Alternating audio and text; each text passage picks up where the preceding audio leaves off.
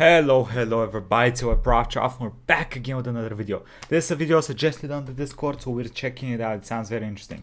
Why Bible accurate angels are so creepy. I actually have no idea what Bible accurate angels look like, so let's find out. Why they creepy as hell, bruh. Angels. Even if you haven't touched the Bible, you probably have an idea on what they look like. They're those elegant, heavenly beings with long white robes, swan-like wings, and perhaps a halo on top. Fat ass as well. We also know what angel babies or cherubs look like.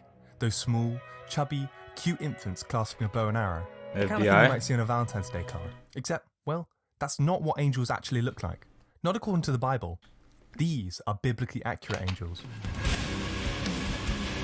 Wait.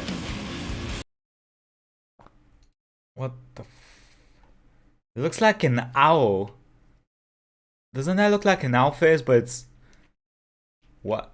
So it's wings and eyes. It's all wings and eyes. Why? It looks like it's a persona creature. It looks like a persona. No, actually, persona creatures aren't this creepy as well. What the? Oh, Michael? What the? Ugh.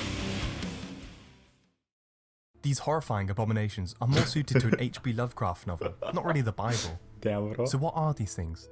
Why do they look this way? And how have we got angels so wrong? Okay, so angels come from the Old Testament, the first half of the Bible for Christians, or the whole Bible, known as the Tanakh, for Jews. The Old Testament was written down in modern-day Israel and Palestine from about the 6th century BCE to the 3rd century BCE. Although many scholars believe the biblical stories themselves are much older. We get the word angel from the Greek angelos, originally from the Hebrew word malach, which roughly translates to messenger. These messengers appear in the Old Testament a number of times. They carry God's messages from heaven and earth, and sometimes act on his behalf. For example, you might recognize the angel of death in the Passover story that slaughtered all the first sons of the Egyptians. Or perhaps the angel that struck 70,000 Israelites to death, and the angel that single-handedly killed 185,000 Assyrian soldiers in one night. When they appear in the Bible, they aren't described as having wings. In fact, they look like any ordinary person. In the later biblical texts, such as Daniel, some even get names: Gabriel, Raphael, and Michael. Okay, this all sounds familiar, but they're not quite the nightmare material freak abominations we saw before. Which one there? The angels, known as malach, are not the only heavenly beings in the Bible. There's a hierarchy of them, and depending on who you ask, your classic humanoid angels are actually pretty far down the ladder. In the Middle Ages, a Jewish scholar known as Maimonides drew up a hierarchy of angels. And if you look here, your classic humanoid angels, the malach, are pretty low down. But not quite as low as cherubim. Forget those chubby winged angels. According to the Bible, cherubim are animal-human hybrids. The first time you see them is in the book of Genesis, right after Adam and Eve have been kicked out the garden. Their job is to guard the Garden of Eden from man. I thought Adam and Eve up over there in the garden were on a vegan diet. No, they weren't. What the fuck were they eating? I don't even remember. Their job is to guard the Garden of Eden from mankind. I want to make a fat joke, because look at them. They look fat as fuck here. Hey, come on. Where are you? Look at them. Out the garden. Their job is to guard the Garden of Eden from mankind. Our best description of a cherubim comes from the book of Ezekiel. It opens with a prophet experiencing a profound vision. In his vision, Ezekiel describes them as living creatures, but they're later revealed in chapter 10 as cherubim. His account is as follows. In the middle of it was something like 4 living creatures. This was their appearance. They were of human form. Each had 4 faces, and each of them had 4 wings.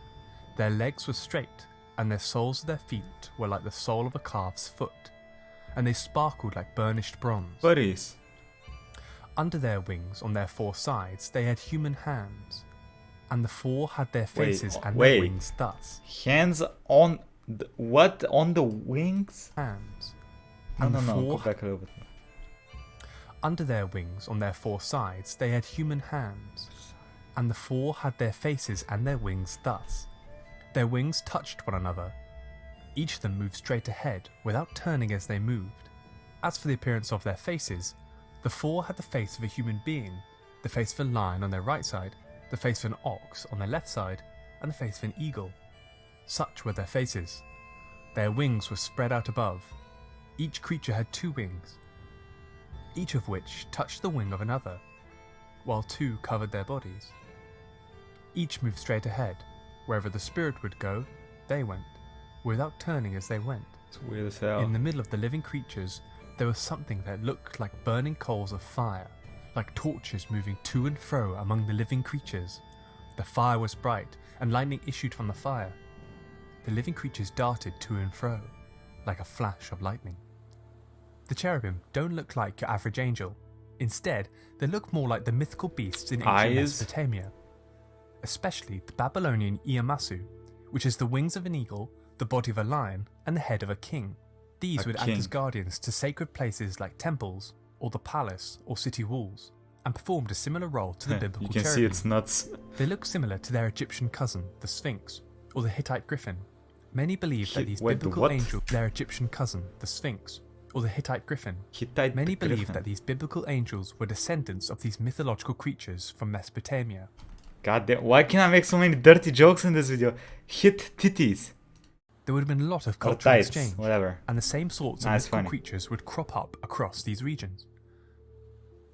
Cherubim in later Christianity may have been imported from Greek and Roman myths, borrowing from the shapes of Cupid or Puto. Puto. Moving up the list, we get these guys, seraphim.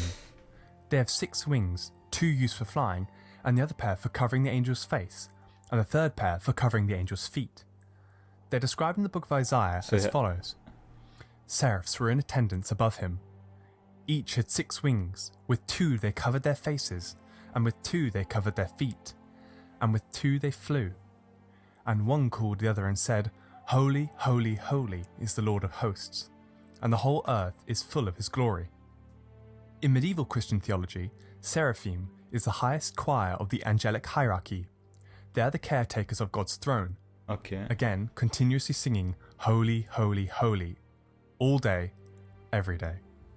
So, seraphim, their name comes from the word seraph, to burn.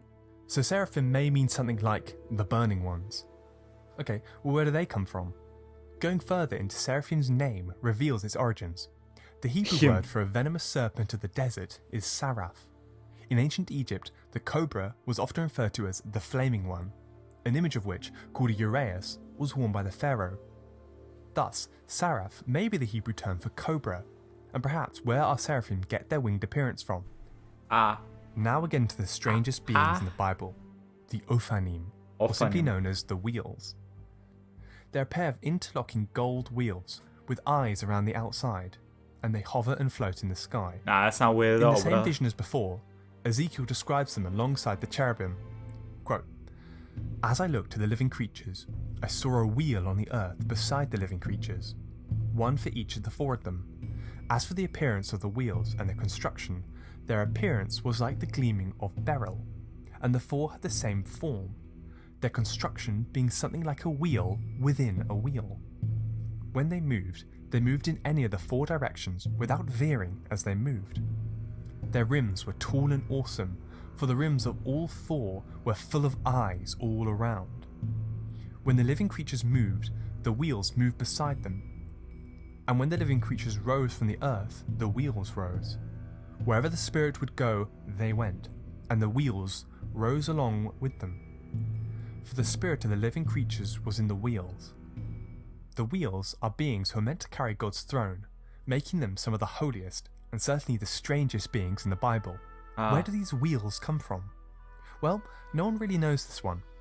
Conspiracy theorists believe that Ezekiel is describing UFO due to its strange shape and movement. Or, perhaps, seeing that this all takes place in a trippy vision, it he was on some good shit, bro. Could be the product of the prophet ingesting a psychedelic plant. More grounded scholars interpret the wheels metaphorically, a stand-in for God's unknowability or some other, often quite elaborate interpretation. But ultimately, no one really knows much more about the wheels. They're never mentioned anywhere else. There is some confusion about whether these eldritch abominations, known as cherubim, seraphim, or ophanim, are really actually angels. Perhaps heavenly being is a better description of them. Whatever it may be, the Bible's view of heaven is not the exclusive domain of these beautiful winged humanoids. If heaven is in fact real, you'll likely be spending a literal eternity alongside these winged monstrosities instead. Yeah, how are you supposed to, Hey, thanks for making the end that of the thing video. watching you in the corner. I like, enjoyed what this the one hell? about angels and their creepy origins. Okay. If you want more, like, comment, Jesus. but most of all subscribe Oh, to this the origin channel. of the 7 deadly sins. Ooh, interesting. Alright, what y'all think? Angels, Bible. That's some fucking weird shit, bro. Listen, I don't know much about angels. I don't know much about the Bible. Most of the stuff I know is, red there, here, her there. I've watched Supernatural. Come on, they gave me some info about the angels and stuff, I guess. Anyway, I will leave y'all with this. Quick thank you to YouTubers and Patreons. Thank you all for the support. I appreciate you all. If you want to see more clips, click on the channel, subscribe, like, comment, let me know how y'all feel today. And have a nice day, everybody. Bye-bye.